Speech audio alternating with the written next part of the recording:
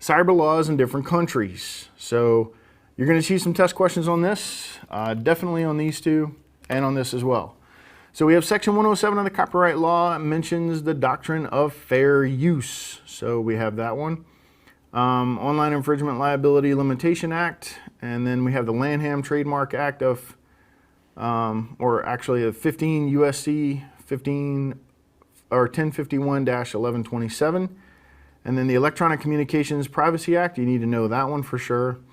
The Foreign Intelligence Services Act, you need to be familiar with this one. The Protect America Act of 2007. The Privacy Act of 74. The National Information Infrastructure Protection Act of 96. And then the Computer Security Act of 87. And the Freedom of Information Act. Computer Fraud and Abuse Act, you need to know that one. Federal Identity Theft and Assumption Deterrent Act.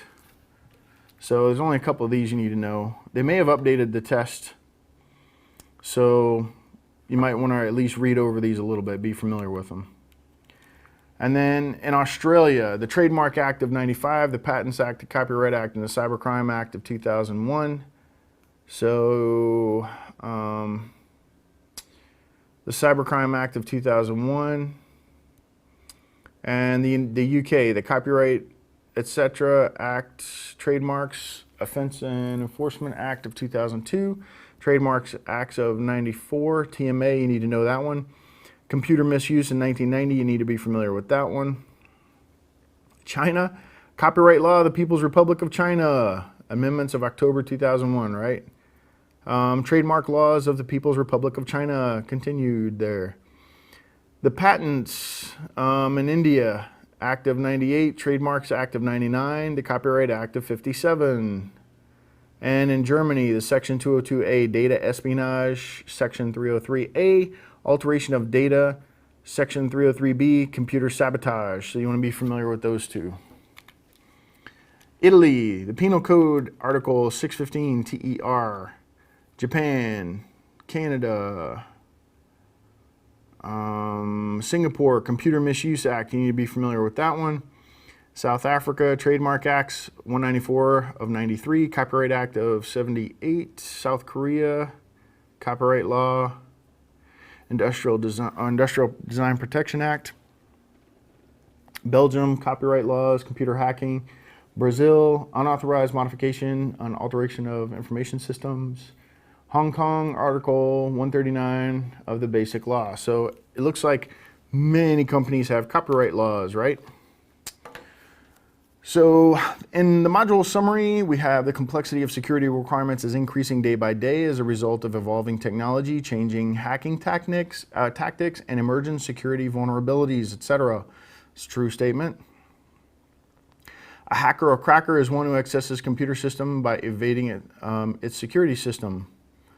Okay, we talked about that the formal definition of a cracker is one that just breaks codes. They don't go any further than that. So they're still evading a security system. So this is a true statement too. Ethical hacking involves the use of hacking tools, tricks, and techniques to identify the vulnerabilities so as to ensure system security.